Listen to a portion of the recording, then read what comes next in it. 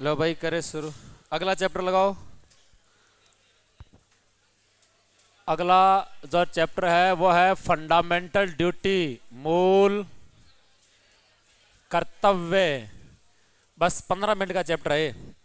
इतना सही है बस। फिर नीति नियत तत्व चालू करते हैं। लगाओ फंडामेंटल ड्यूटी, मूल कर्तव्य। आप पढ़कर आ गए फंडामेंटल राइट्स, मूल अधिकार पढ़ लिए। ये लगाओ भाई। लगा लिया मूल कर्तव्य। सुनो देखो, इसमें बस काउंट करके 11 प्रश्न बनते हैं, वो 11 ही प्रश्न याद करने हैं आपको। मूल कर्तव्य देखो, मूल संविधान बात पर ध्यान देना। मूल संविधान का मतलब कब की बात कर रहा हूं? 26 नवंबर 1900, जब भारत का संविधान बनकर क्या हुआ था? तैयार। मूल संविधान में जो मूल कर्तव्य हैं, उस मूल कर्तव्य का कोई प्रावधान नहीं था। मतलब जब हमारे देश का संविधान बना था, उस समय हमारे देश के संविधान में मूल कर्तव्य नहीं थे, ये बाद में जोड़े गए हैं। तो बताओ, बाद में जोड़ने के लिए क्या करना पड़ेगा? संशोधन। अरे क्या करना पड़ेगा? संशोधन। तो कौन सा संशोधन किया? 42वां 42। और 42वां संविधान संशोधन कब हुआ? 1976। 42वां संविधान संशोधन कब हुआ? 1976। इसके तहत भारतीय संविधान में कौन सा भाग जोड़ा गया? भाग 4 कै। भाग 4 कै में कौन सा अनुच्छेद जोड़ा गया? अनुच्छेद 51 कै। और अनुच्छेद 51 कै में कितने मूल कर्तव्य जोड़े गए? 10 मूल कर्तव्य जोड़े गए। मैंने आपको कई बार बता दिया, किसी भी भाग के लास्ट में, अनुच्छेद के लास्ट में ऐसे कै, ख, ए, बी फर्स्ट सेकंड लिखा आ जाए, इसका मतलब इसको बाद में जोड़ा गया। तो भाग 4 कै के अंदर क्या है? भाग 4 के कौन से अनुच्छेद में है और कितने जोड़े गए? कौन सा संशोधन किया? कब हुआ? 1976 में। भाग 3 में क्या थे? मूल अधिकार, लेकिन वो संविधान में पहले से थे, ये पहले से नहीं थे। अब देख देख बताओ, निम्नलिखित में से भारतीय संविधान के मूल संविधान का हिस्सा नहीं था। प्रस्तावना, ऑप्शन सुन लो। मूल अधिकार, नीति निर्देशक तत्व या मूल कर्तव्य? ये मूल संविधान का हिस्सा नहीं था। अच्छा, फिर प्रश्न आता है कि कौन से संविधान संशोधन के द्वारा मूल कर्तव्य जोड़े गए? 42वें। भारतीय संविधान मूल कर्तव्य कब जोड़े गए? मूल कर्तव्य संविधान के कौन से भाग में है? कौन से अनुच्छेद में है? प्रारंभ में कितने जोड़े गए? वर्तमान में कितने हैं? 11। आज 11 हैं। हाँ, सुनते तो जाओ। वर्तमान में कितने मूल कर्तव्य हैं? अच्छा, ये जब 10 मूल कर्तव्य जोड़े गए, उस समय देश की प्रधानमंत्री कौन थी? इंदिरा गांधी थी। अच्छा, आज कितने मूल कर्तव्य? तो अब कितना और ऐड कर दिया? मनमर्जी से। इसके लिए भी क्या करना पड़ेगा? संविधान संशोधन। तो कौन सा किया? 86वां। कौन सा किया? और 86वां संविधान संशोधन कब हुआ? 2000। और इसके अंदर कौन सा मूल कर्तव्य जोड़ा गया? 11वां मूल कर्तव्य जोड़ा गया। और जब 11वां मूल कर्तव्य जोड़ा गया, उस समय देश का प्रधानमंत्री थे अटल बिहारी वाजपेयी। अब सर हमारे ये समझ में नहीं आया, ये मूल कर्तव्य होते क्या हैं? आपने हमें ये समझा दिया, मूल अधिकार तो समझा दिया, मूल अधिकार तो मतलब जीने के अधिकार, लेकिन मूल कर्तव्य क्या होते हैं? तो एक लाइन में सुनो सारी लाइन। मूल कर्तव्य का मतलब होता है कि हम भारत के देश के हैं नागरिक, तो हमारे कुछ दायित्व है, कुछ फर्ज हैं, कुछ कर्तव्य हैं, कुछ रिस्पॉन्सिबिलिटी है कि हम देश के नागरिक होने के नाते वो काम करें, लेकिन कंपलसरी भी नहीं है, बस वो हमारा दायित्व है इंसानियत के नाते। ऐसे कितने इंसानियत के नाते कितने कर्तव्य हैं? पहला सुना, 2-4 सुना दो, पढ़ गए, कोई नहीं पूछता 11 कौन से हैं, बस सुनाने हैं, 1-2 आपको सुना देता हूं। पहला मूल कर्तव्य, देश के राष्ट्रगान, राष्ट्रगीत, राष्ट्र ध्वज का मान सम्मान करना चाहिए। जरूरी है? जरूरी नहीं है। लेकिन आप मान सम्मान नहीं कर सकते तो आप अपमान भी नहीं कर सकते। जैसे यह कहा जाता है कि जब सुबह उठते हैं हम, तो जहां पहली बार हमें जब भी तिरंगा दिखाई दे तो हमें उसे सैल्यूट करना चाहिए। जरूरी है कि? अच्छा, हमें यही सिखाया स्कूल में कि जब राष्ट्रगान बजता है तो हमें सावधान की पोजीशन में खड़ा होना चाहिए। कंपलसरी है? नहीं है। तो ऐसा नहीं है कि राष्ट्रगान बज रहा है, आप निकल गए पास में से, आप सावधान की पोजीशन में खड़े नहीं तो आपने अपमान कर दिया। ये अपमान नहीं है सर। आप मान सम्मान नहीं कर सकते, अपमान। ये आधी रात में डीजे पर राष्ट्रगान बजावा लाग रहे हो, ये अपमान है। अच्छा, झंडा है, झंडे का आपने मान लो अपने पैरों में रख रखा है, झंडे का पोचा बना रखे है, तो ये झंडे का क्या है? अपमान है। ऐसा नहीं कर सकते। ठीक है। तो दूसरा, देश के आजादी को लेकर जो बंदे शहीद हो गए, मतलब देश को अंग्रेजों से आजाद कराने के लिए, और आज जो देश के बॉर्डर पर रहकर हमारी रक्षा कर रहे हैं, देश के लिए शहीद हो रहे हैं जवान, उनका हमें मान सम्मान करना चाहिए। वो भी कंपलसरी नहीं है। आज हमारे कितने फ्रीडम फाइटर, चंद्रशेखर आजाद, भगत सिंह, सुखदेव, राजगुरु, कितने शहीद हो गए, तो जरूरी थोड़ी थे उनका मान सम्मान करो, लेकिन अपमान भी नहीं कर सकते। नंबर 3, महिलाओं का मान सम्मान करना चाहिए और जरूरत पड़ने पर उनकी रक्षा भी करनी चाहिए। अच्छा, रक्षा मतलब आप जैसे सड़क पर जा रहे हैं, कुछ लोग मान लो एक लड़की को छेड़ रहे हैं, तो अब जरूरी है कि तभी बचाओ, पास में से निकल गया, कम क्या मतलब है? अच्छा, ये भाई आपको मतलब ही नहीं, आप निकल गए, आपको लगा यार लड़की कदे छेड़ी को नहीं, मैं ही छेड़ लूंगी दिखा, वो गलत है। अच्छा, या थे इंसानियत के नाते बचा भी सको, लगा यार है तो 5-4 ही, अगर मैं कुछ बचाने गया हीरोपंती दिखाने तो अपन भी मार सकें, कोई भी ऐसी हरकत कर कर आप उस महिला की रक्षा कर सकते हैं। इमत की सबसे बड़ी लाइन लिखेड़ी है कि व्यक्ति का दृष्टिकोण, मतलब देखने का नजरिया वैज्ञानिक जैसा होना चाहिए। अरे वैज्ञानिक अलग थोड़ी करें, वैज्ञानिक देखने का और सोचने का तरीका हमसे क्या है? अलग है। तो ऐसी इसमें कितनी बातें लिखी गई हैं? 11। तो वो आप देश के नागरिक होने के नाते पालन करो तो करो और ना करो तो ना करो, बता रहे पर मर्जी है, थारे पर डिपेंड करेगा। लेकिन आप, मैं फिर कह रहा हूं, मान सम्मान नहीं कर सकते तो नहीं कर सकते। ठीक है। अब 11वां मूल कर्तव्य आपसे एक पूछ सकता है कि लास्ट में क्या जोड़ा, तो यही जोड़ा कि 6 से 14 वर्ष के बच्चों को क्या देना भाई? निःशुल्क व अनिवार्य। तो बताओ ये 11वें मूल कर्तव्य के अलावा ये लाइन और कहां पर है? 21A में। अरे अनुच्छेद 21 यही लाइन है, सेम टू सेम, और 11वें मूल कर्तव्य के अंदर भी सेम टू सेम यही लाइन है। ठीक है, दोबारा से बताओ, प्रारंभ में कितने मूल कर्तव्य थे? अरे 0। फिर कितने जोड़े? अब कितने हो गए? 0 से 10 आने के लिए कौन सा संशोधन? 10 से 11 आने के लिए इस समय प्रधानमंत्री कौन थी? इस समय प्रधानमंत्री। ठीक बात। भारतीय संविधान में मूल अधिकार बताओ कहां से लिए गए थे? अमेरिका। अरे कहां से लिए? तो भारतीय संविधान में मूल कर्तव्य कहां से प्रेरित है? रूस। अरे कहां से प्रेरित है? रूस देश से प्रेरित है। समझ गए? मूल अधिकार न्याय योग्य थे या नहीं थे? थे। और जबकि मूल कर्तव्य न्याय योग्य नहीं है, आप इसके खिलाफ कोई केस वेस नहीं कर सकते। अब बताओ, किसी बच्चे की एज है 10 साल की, अच्छा उसके घर वाले उसको फ्री में शिक्षा नहीं दे रहे, उसे काम करवा रहे हैं, तो वो बंदा वो या उसकी तरफ से कोई व्यक्ति कोर्ट में केस करेगा कि भाई इसको देखो अधिकार नहीं मिल रहे, शिक्षा नहीं मिल रही, तो अनुच्छेद 21A के तहत किया जाएगा या 11वें मूल कर्तव्य के तहत?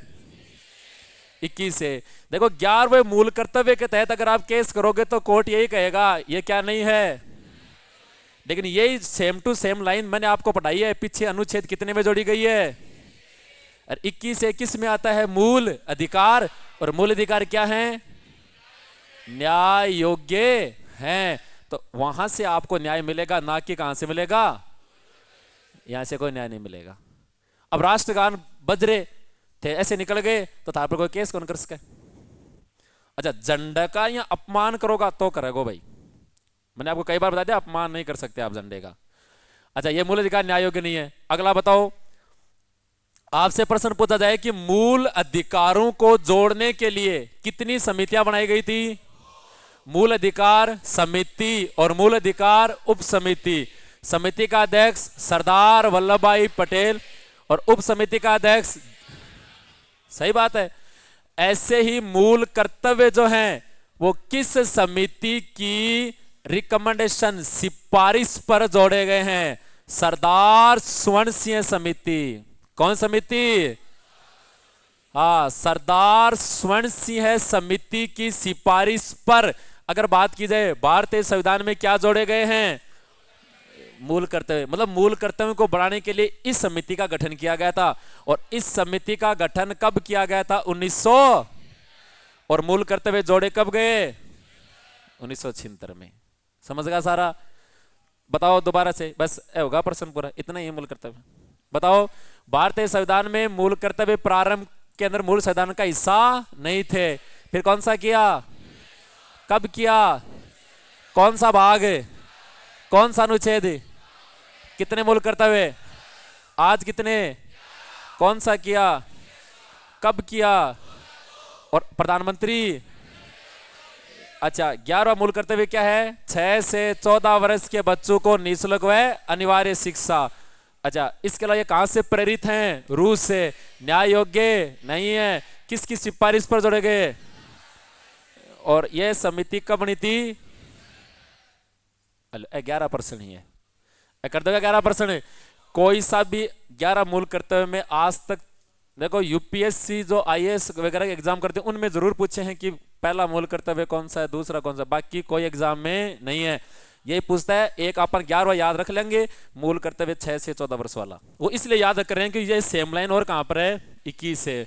एक बार और ऐसी लाइन 3 जगह। हाँ, डन। लिखो, हेडिंग डालनी है तन, क्या डालनी है?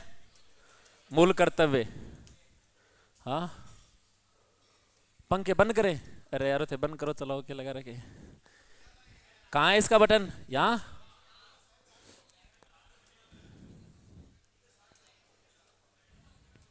ओके ओके, यही ओके।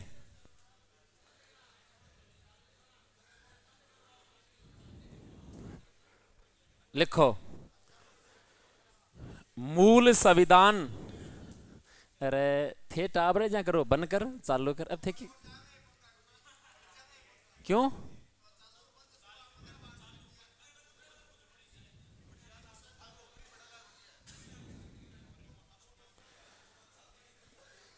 मूल संविधान में, मूल संविधान में मूल कर्तव्यों का कोई उल्लेख नहीं था। मूल संविधान में मूल कर्तव्यों का कोई उल्लेख नहीं था। मूल संविधान में मूल कर्तव्यों का कोई उल्लेख नहीं था। सही बात है? नई लाइन से लिखो, 42वें संविधान संशोधन 42, 42वें संविधान संशोधन 1976, 42वें संविधान संशोधन 1976 के तहत भारतीय संविधान के भाग, भारतीय संविधान के भाग 4 क, भारतीय संविधान के भाग 4 क के अनुच्छेद, भारतीय संविधान के भाग 4 क के अनुच्छेद 51 क, भारतीय संविधान के भाग 4 क के अनुच्छेद 51 कै में 10 मूल कर्तव्य जोड़े गए। 10 मूल कर्तव्य जोड़े गए। 10 मूल कर्तव्य जोड़े गए। अब बात याद रखोगा सभी के सभी, भाग 4 कै भी इस संशोधन के तहत जुड़ा है। भाग 4 कै के अंदर ये अनुच्छेद भी यही संशोधन से जुड़ा है, और इस अनुच्छेद में 10 मूल कर्तव्य भी इसी संशोधन से। ये पहले नहीं थे, 1 2 3 ये एक साथ जोड़े गए हैं सब। नई लाइन से अच्छा क्या लिखा आपने, 10 मूल कर्तव्य जोड़े गए। इस समय देश की प्रधानमंत्री इंदिरा गांधी थी। इस समय देश की प्रधानमंत्री इंदिरा गांधी थी। इस समय देश की प्रधानमंत्री इंदिरा गांधी थी। इस समय देश की प्रधानमंत्री इंदिरा गांधी थी। इंदिरा गांधी थी। नई लाइन से लिखो, वर्तमान में 11 मूल कर्तव्य हैं। वर्तमान में 11 मूल कर्तव्य हैं। वर्तमान में 11 मूल कर्तव्य हैं। नई लाइन से लिखो वापस, 11वां मूल कर्तव्य, 11वां मूल कर्तव्य, 11वां मूल कर्तव्य 86वें संविधान संशोधन, 11वां मूल कर्तव्य 86वें संविधान संशोधन,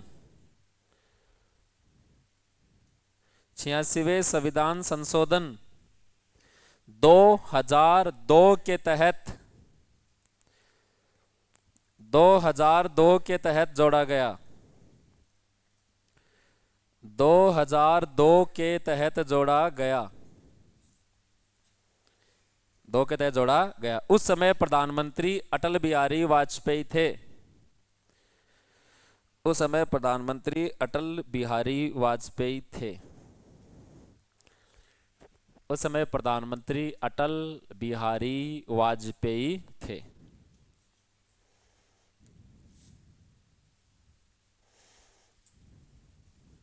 नीचे लिखो, 11वां मूल कर्तव्य बराबर, 11वां मूल कर्तव्य आगे डैश लगाओ, 11वां मूल कर्तव्य इसमें लिखो 6 से 14 वर्ष, 6 से 14 वर्ष के बच्चों को, 6 से 14 वर्ष के बच्चों को निःशुल्क व 6 से 14 वर्ष के बच्चों को निःशुल्क व अनिवार्य शिक्षा, निःशुल्क व अनिवार्य शिक्षा देने का प्रावधान।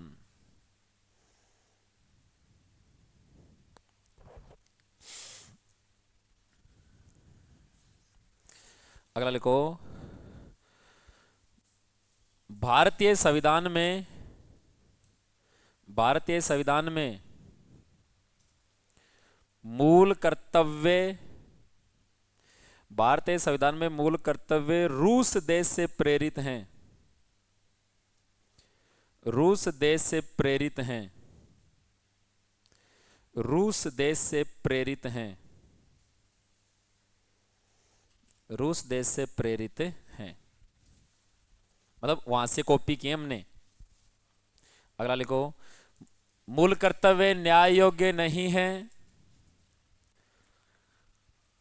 मूल कर्तव्य न्याय योग्य नहीं है। न्याय योग्य नहीं है। अगला लिखो,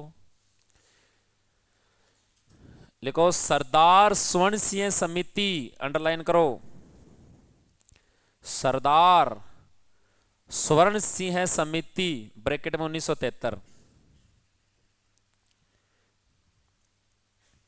ब्रैकेट में क्या लिखो 1973 ब्रैकेट बंद। सरदार स्वर्ण सिंह समिति की सिफारिश पर,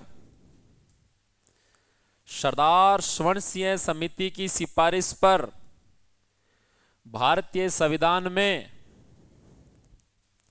भारतीय संविधान में मूल कर्तव्यों, सरदार स्वर्ण सिंह समिति की सिफारिश पर भारतीय संविधान में मूल कर्तव्यों को जोड़ा गया, मूल कर्तव्यों को जोड़ा गया, जोड़ा गया। अब एक लाइन लिखना, तो नोट लगा रहे, एक लास्ट लिख लो बस। लिखो CR ईरानी, ऐसे CR ईरानी समिति, CR ईरानी समिति की सहायता से मूल कर्तव्यों को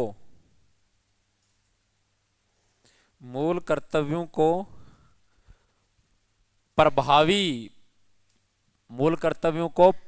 किया, मूल कर्तव्यों को प्रभावी किया। मतलब क्या इसका मतलब यह है कि सरदार स्वर्ण सिंह समिति ने इंदिरा गांधी सरकार को बता दिया कि हमें बाकी देशों की तरह हमारे संविधान में भी क्या जोड़नी चाहिए और कैसे कैसे जोड़नी चाहिए, पूरी बात बता दी। उसको जोड़ा कैसे जाए, उसको लागू कैसे किया जाए, उसके लिए कौन सी समिति बनी थी? एक बताने वाला है, और उसको लागू कैसे किया जाए दूसरी समिति यह है। तो बताने वाली तो कौन है? सरदार स्वर्ण सिंह। और लागू करवाने वाली कौन सी है?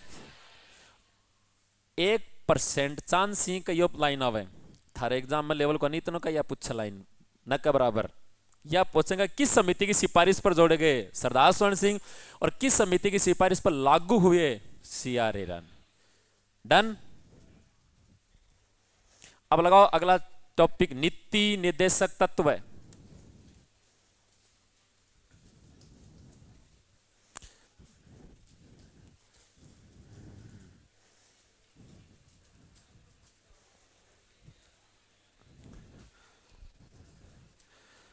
अगला चैप्टर आएगा आपका नीति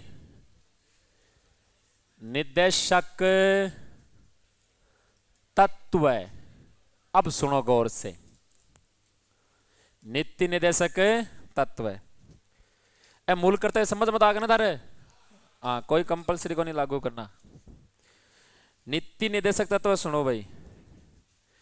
अब आपसे पूछता हूं, मूल अधिकार क्या थे? जीने के अधिकार।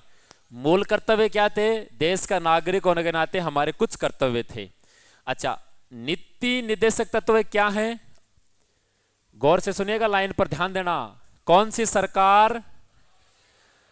राज्य सरकार को दिए गए वह अधिकार, बात गौर से सुनना, राज्य सरकार को दिए गए वह अधिकार जिसके माध्यम से, इन अधिकारों के माध्यम से राज्य की सरकार राज्य की जनता का क्या करती है? उन अधिकारों को क्या कहा जाता है? आज राजस्थान की भजनलाल सरकार हमारे राजस्थान के निवासियों का जो विकास कर रही है, जिस अधिकारों के तहत, वो अधिकार किस में लिखे गए हैं? नीति निर्देशक तत्व है। जैसे बेरोजगारों को क्या देना? रोजगार, इसी में आते हैं। अच्छा, लेकिन ये में एक लाइन लिखेड़ी है कि अगर सरकार इन अधिकारों का पालन नहीं करती है तो आप कोर्ट में, अर्थात ये न्याय योग्य नहीं है। सरकार रोजगार दे तो देर ना दे तो फिर हम क्या करेंगे? 5 साल बाद में वोट मत देइयो, इसके अलावा कुछ नहीं कर सकते। तो मेरा कहने का मतलब है कि राज्य सरकार को दिए गए वह अधिकार जिसके माध्यम से राज्य की सरकार राज्य की जनता का विकास करती है, उसे नीति निर्देशक क्या कहते हैं? तत्व कहते हैं। भारतीय संविधान के कौन से भाग में नीति निर्देशक तत्व है? भाग 4 में। और कौन से अनुच्छेद से कौन से अनुच्छेद तक है? अनुच्छेद 36 से 51। 36 से 51। देखो, अनुच्छेद 12 से लेकर 35 तक तो क्या थे? मूल अधिकार। कौन से भाग में थे? 3 में। 36 से 51 तक भाग 4 में क्या है? नीति निर्देशक तत्व है। और भाग 4 क के अनुच्छेद 51 क में क्या है? मूल कर्तव्य। पढ़ गए हैं अपन अभी? ठीक है, मतलब ये मूल संविधान का हिस्सा था। ठीक है, याद रखना है। अच्छा, नीति निर्देशक तत्वों की जननी, जननी किसको कहते हैं? स्पेन को। कौन से देश को कहा जाता है? पूरी दुनिया में सबसे पहले नीति निर्देशक तत्व की शुरुआत कौन से देश में हुई थी? स्पेन में। जैसे मूल अधिकारों की शुरुआत कौन से देश में हुई थी? इंग्लैंड में। लेकिन हमने लिए कहां से? अमेरिका। ऐसे ही इनकी शुरुआत कहां से हुई? स्पेन से। लेकिन भारतीय संविधान में आयरलैंड से लिए गए हैं। भारतीय संविधान में नीति निर्देशक तत्व कौन से देश से लिए गए हैं? लेकिन इनकी शुरुआत दुनिया में कहां से हुई थी?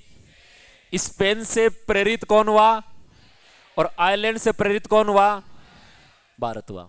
अब 3 प्रश्न बताओ। मूल अधिकार हमने कहां से लिए? अमेरिका। नीति निर्देशक तत्व आयरलैंड से। और मूल कर्तव्य, मूल अधिकार कौन से भाग में? मूल नीति निर्देशक तत्व कौन से भाग में? मूल कर्तव्य। मूल अधिकार कहां से कहां तक? नीति निर्देशक तत्व 36 से। और मूल कर्तव्य 51 क में है। ठीक है। नीति निर्देशक तत्व क्या नहीं है? न्याय योग्य नहीं है। मैंने आपको मूल अधिकार के पहली क्लास में बता दिया था कि हमारे पूरे संविधान में न्याय योग्य सिर्फ और सिर्फ क्या है? मूल अधिकार, और कुछ नहीं है। अब न्याय योग्य नहीं है का मतलब सरकार इन अधिकारों के अकॉर्डिंग आपका विकास करे तो करे, ना करे तो।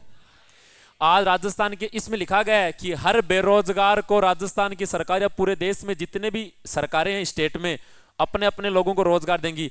आज भजनलाल सरकार अगर भर्ती नहीं निकाले तारे एलएसए की तो ते केस कर सको के सरकार के खिलाफ।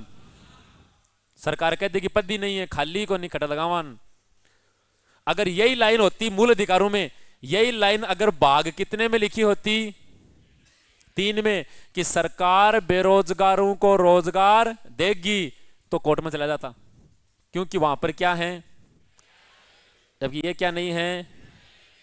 तो आप तो सरकार उम्मीद कर सका कि भाई नौकरी निकालेगी, बाकी केस नहीं कर सकते। अब बात समझ में आ रही है? तो इसका मतलब तो फिर इनका क्या मतलब है? कोई मतलब ही नहीं है। एक भी सरकार, बात सुनना, 28 राज्य हैं भारत में, एक भी सरकार ऐसी नहीं है जो इनके अकॉर्डिंग काम कर रही है। आपकी मर्जी करें। सरकार को पता है कि जनता केस तो कर नहीं सकती है, तो बस तो क्यों करने उनको? नहीं कर। अगर इनके अकॉर्डिंग 2 साल राजस्थान की सरकार 2 साल अगर अपने राजस्थान में इसके अकॉर्डिंग चल जाए ना, तो राजस्थान में कह रहा हूं पूरे इंडिया में टॉप पर आ जाएगा। लेकिन फिर राजनेता अपनी जेब नहीं भर सकते, वो पैसा नहीं खा सकते। जो कहते हैं ना हम कुछ नहीं खाते, वो नहीं खा सकते। अच्छा, नीति निर्देशक तत्वों को शुरू करने का बेस, उनको शुरू करने का आधार क्या था सर? किस बेस पर क्यों शुरू किया गया?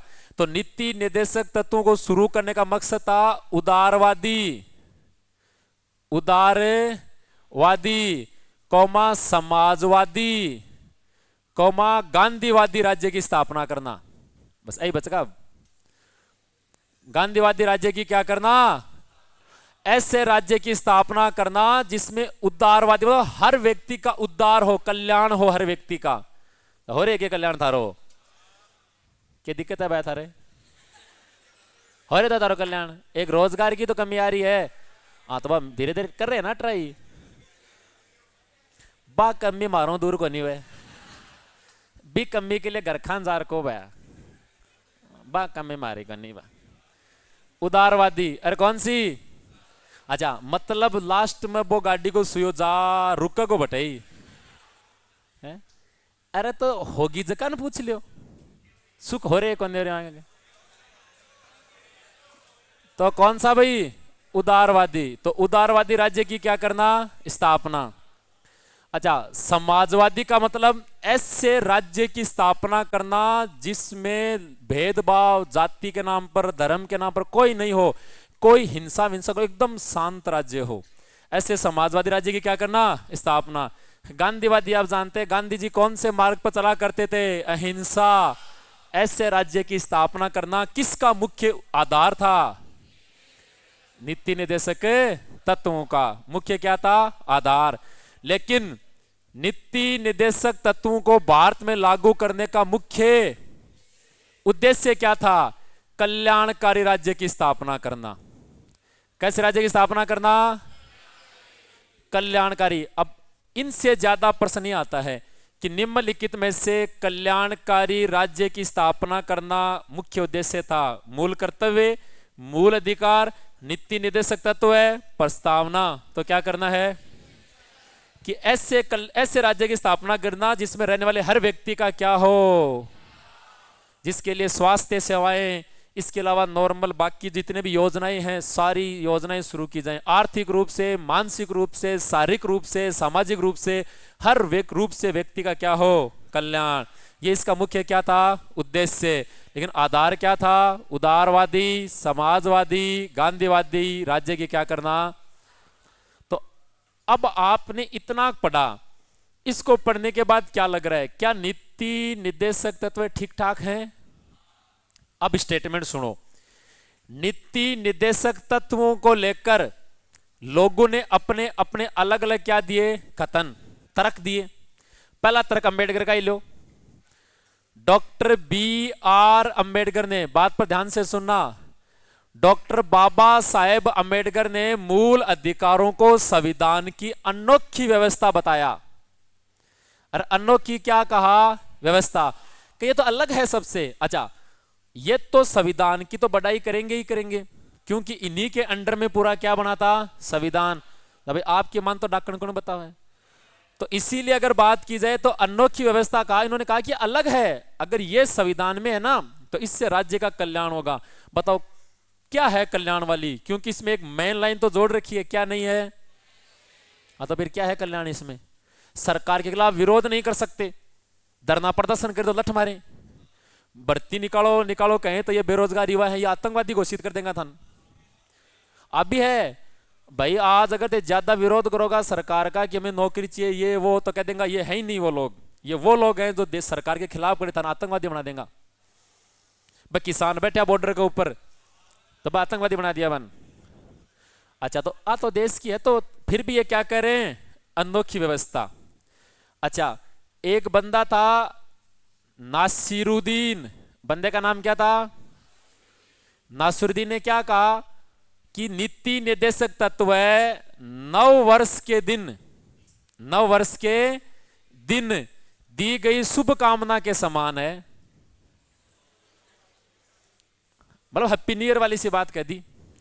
मतलब कि इसको जब जोड़ा गया तो ये लगा कि वाकई में इससे राज्य का भला होगा, लेकिन जैसे जैसे आगे बीतता गया तो पता चला ये कोई काम के नहीं है। अरे अपने जीवन में बहुत सारा लोग यहाँ कहीं सब कहे कब नई साल दिमाग को मैसेज आवे हैप्पी न्यू ईयर भाई, फिर अगली साल वापस आओ। अब 364 दिन आगलो मरो और चाहे जियो, कोई मतलब नहीं है। तो ऐसे ही सरकार जब चुनाव के टाइम कहते हैं कि हम ऐसा ऐसा ऐसा ऐसा करेंगी, हम इनके अकॉर्डिंग आपके लिए काम करेंगे, लेकिन बाद में जैसे चुनाव गए सरकार को कोई मतलब नहीं है। अतः 9 वर्ष के दिन दी गई किसके समान बताया? शुभकामना के समान बताया। एक बंदा है केटी शाह है, बंदे का नाम क्या था? केटी शाह ने क्या कहा कि मूल कर जो नीति निर्देशक तत्व है बैंक का एक ऐसा चेक है, बैंक का एक ऐसा चेक है जिसका भुगतान होगा कि नहीं होगा, ये डिसाइड कौन करेगी? बैंक करेगी सर। मतलब बैंक की। अच्छा, क्या पता है केटी शाह ने क्या कहा कि नीति निर्देशक तत्व एक ऐसा चेक है जिसका भुगतान बैंक की इच्छा के आधार पर किया जाएगा। यहां बैंक है सरकार, अरे बैंक तो कौन है?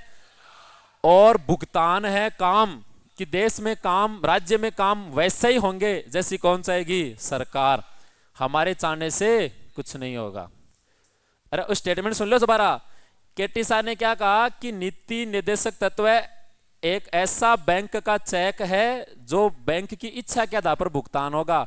या बैंक का मतलब है सरकार से, चेक का मतलब है सरकार के द्वारा किए जाने वाले तो कार्य तभी होंगे जब कौन चाहेगी, नहीं चाहेगी तो नहीं होंगे। लाइन लिखेड़ी। अब आपने 36 से 51 में एक एक पढ़ना है, एक एक लाइन ही सबकी, किसने किसने क्या क्या कहा है। मतलब इस 36 में क्या है, 37 में क्या है, 38 में क्या है, 39 में क्या है, 40 में क्या है। लेकिन मैं फिर कह रहा हूं इनके अकॉर्डिंग काम नहीं होता। सब होना चाहिए, नियम है, होना चाहिए। अगर होगा तो राज्य का भला हो सकता था, लेकिन मिस यूज भी तो है। अच्छा, जब प्रदेश में 1 लाख बेरोजगार ही, फॉर एग्जाम्पल, सरकार का नौकरी 50,000 ही, ये न्याय योग्य तो 50,000 कोर्ट में चले जाना तो मैंने भी रोजगार दो। फिर सरकार कहां से रोजगार देगी, तो सरकार का भी नुकसान है। तो सोच समझ रही ऐड की गई है, लेकिन सरकार इसका नाजायज फायदा भी उठा रही है सर। तो अब बात हम याद रखनी। अब एक एक बात करना, दोबारा से बताओ। राज्य की सरकार को दिए गए वह अधिकार जिसके माध्यम से राज्य की सरकार राज्य की जनता का विकास करती है, उसे क्या कहते हैं। कौन से भाग में, 36 से शुरुआत हमारे संविधान में क्या नहीं है। इसका आधार क्या है, उदारवादी, समाजवादी, गांधीवादी राज्य की स्थापना करना। उद्देश्य क्या है, कल्याण का राज्य की स्थापना करना। अंबेडकर साहब ने क्या कहा, अन्नों की व्यवस्था। नासिरुद्दीन ने क्या कहा, नव वर्ष के दिन दी गई शुभकामना के समान। और केटी शाह ने क्या कहा, ऐसा चेक है जिसका भुगतान बैंक की इच्छा पर होगा। डन, लिखो। पहले तो की परिभाषा लिखा दूं ताकि याद रह जाए, मतलब क्या। लिखो, राज्य सरकार को, राज्य सरकार को, राज्य सरकार को दिए गए वह अधिकार, राज्य सरकार को दिए गए वह अधिकार जिसके माध्यम से, राज्य सरकार को दिए गए वह अधिकार जिसके माध्यम से राज्य की जनता, जिसके माध्यम से, सॉरी, राज्य सरकार को दिए गए वह अधिकार जिसके माध्यम से राज्य सरकार जनता का विकास करती है, राज्य सरकार जनता का विकास करती है, विकास करती है।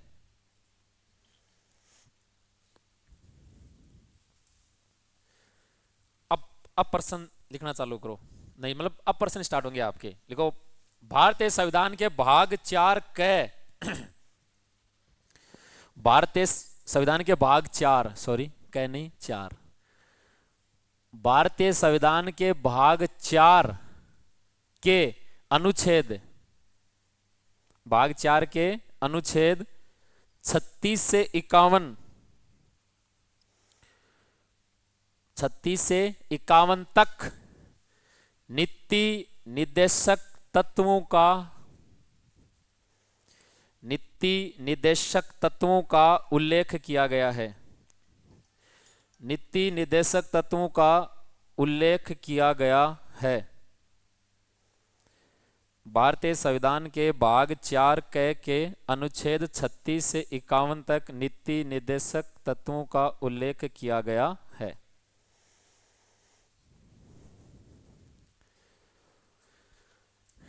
नई लाइन से लिखो, नीति निर्देशक तत्वों की जननी स्पेन को कहते हैं। नीति निर्देशक तत्वों की जननी स्पेन को कहते हैं। नीति निर्देशक तत्वों की जननी स्पेन को कहते हैं।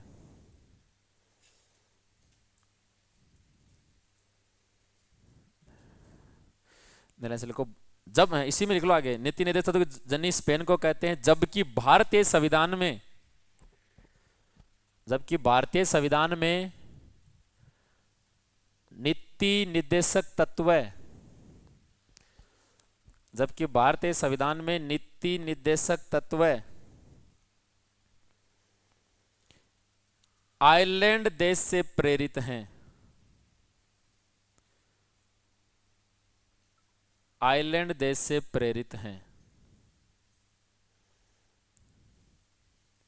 आयरलैंड देश से प्रेरित हैं।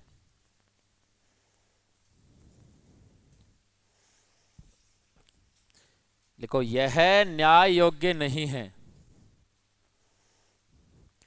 यह न्याय योग्य नहीं है, मतलब आप इसको न्यायालय में चैलेंज नहीं कर सकते हैं, चुनौती नहीं दे सकते हैं, यह न्याय योग्य नहीं है। नए लाइन से लिखो, इनका मुख्य आधार, इनका मुख्य आधार, इनका मुख्य आधार उदारवादी, उदारवादी कमा समाजवादी कमा गांधीवादी राज्य की स्थापना करना है, गांधीवादी राज्य की स्थापना करना है, गांधीवादी राज्य की स्थापना करना है। नई लाइन से लिखो, इनका मुख्य उद्देश्य, इनका मुख्य उद्देश्य इसका मुख्य उद्देश्य कल्याणकारी राज्य, अंडरलाइन करना, बहुत बार प्रश्न आता है, इसका मुख्य उद्देश्य कल्याणकारी राज्य की स्थापना करना है, इसका मुख्य उद्देश्य कल्याणकारी राज्य की स्थापना करना है, इसका मुख्य उद्देश्य कल्याणकारी राज्य की स्थापना करना है।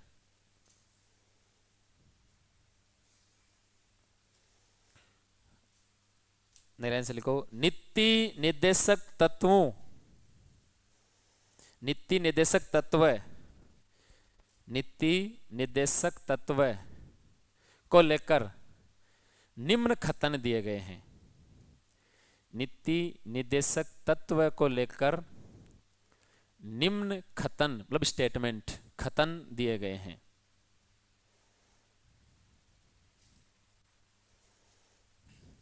Number 1, doctor B.R. Ambedkar, doctor B.R. Ambedkar ने संविधान की अनोखी व्यवस्था कहा, डॉक्टर B.R. अंबेडकर ने संविधान की अनोखी व्यवस्था कहा, संविधान की अनोखी व्यवस्था कहा। नंबर 2, श्री नासिरुद्दीन ने, श्री नासिरुद्दीन ने, श्री नासिरुद्दीन ने नव वर्ष के दिन, नव वर्ष के दिन, नव वर्ष के दिन दी गई शुभ कामना के समान बताया, नव वर्ष के दिन दी गई शुभ कामना के समान बताया।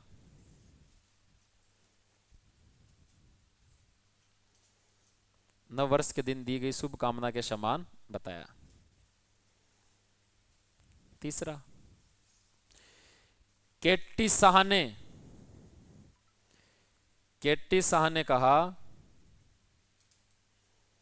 केटी शाह ने कहा कि यह एक ऐसा चेक है, यह एक ऐसा चेक है, केटी शाह ने कहा यह एक ऐसा चेक है, ऐसा चेक है जिसका भुगतान,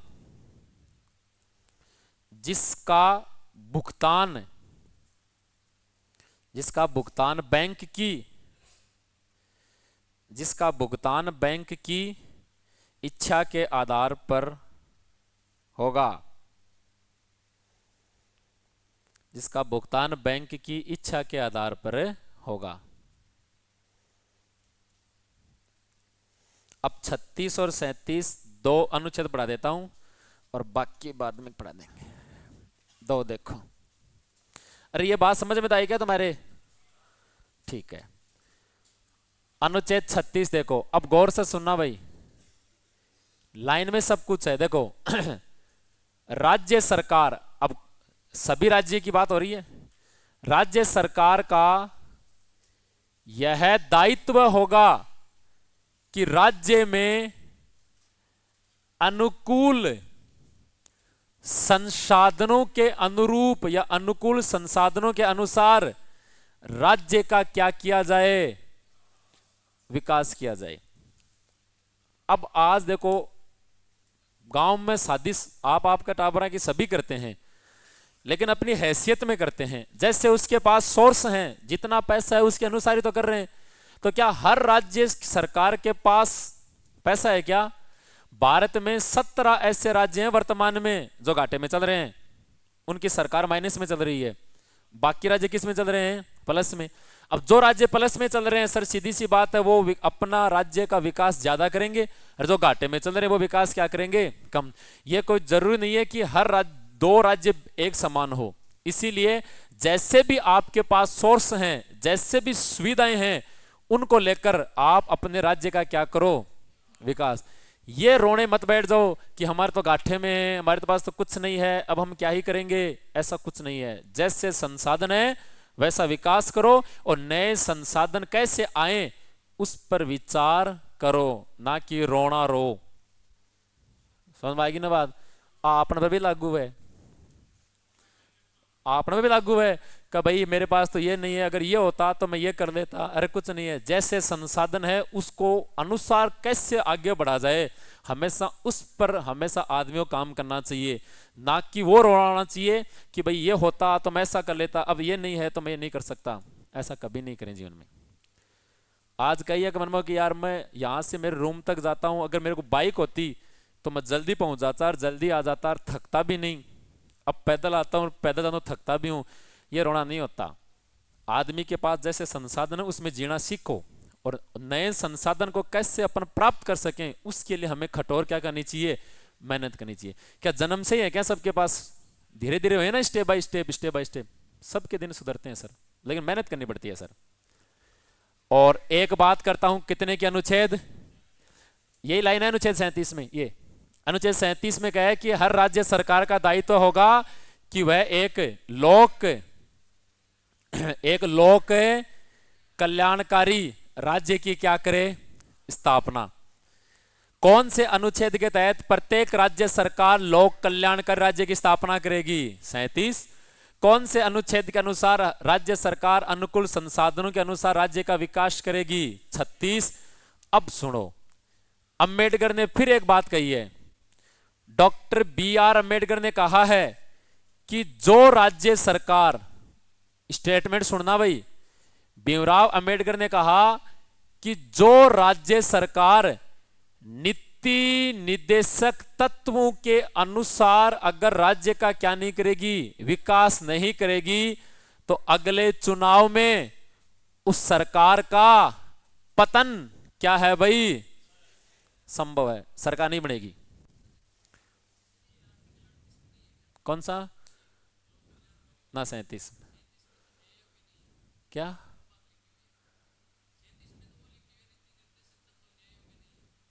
ये लाइन अनुच्छेद में लिखी हुई है ना? 37 में, 37 में लोक कल्याण का राज्य की स्थापना करना। और डॉक्टर बाबा साहब अम्बेडकर ने कहा कि जो राज्य सरकार इनके अनुसार काम नहीं करेगी तो उनका चुनाव में पतन क्या है भाई? राजस्थान इसका सबसे बड़ा सबूत है। एक साल बीजेपी, एक साल कांग्रेस, एक साल फिर बीजेपी, एक साल फिर कांग्रेस। ठीक है। तो मेरे कहने मतलब है कि अगर सही बात है, आम नागरिक, पहली बात देखो दिक्कत कहां है? दिक्कत है सबसे बड़ी कि आम नागरिकों को नीति निर्देशक तत्वों का पता नहीं है। तो फिर हमें यह भी पता नहीं चलता कि सरकार को क्या क्या काम करने चाहिए, ये भी नहीं पता। अपन तो 1000 रुपया सरकार फ्री में दे देना। सरकार बहुत चौखी है बेचारी। गांव का मां मान लो उजाला स्कीम है, उजाला स्कीम में एलईडी वगैरह दिया करें, 5-5 दी पिछन।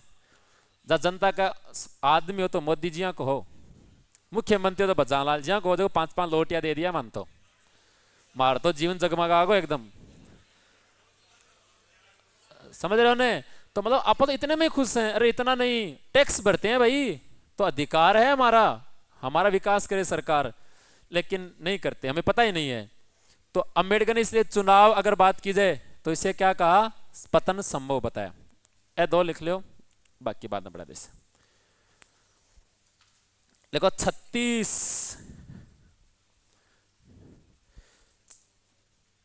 देखो राज्य सरकार का यह दायित्व होगा, राज्य सरकार का यह दायित्व होगा कि राज्य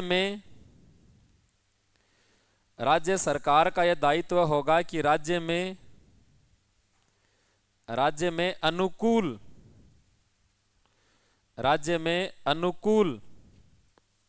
संसाधनों के अनुरूप,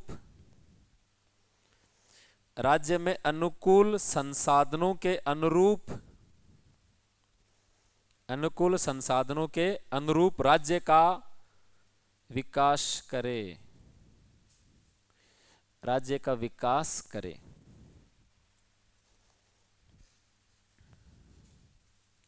फिर लिखो अनुच्छेद 37,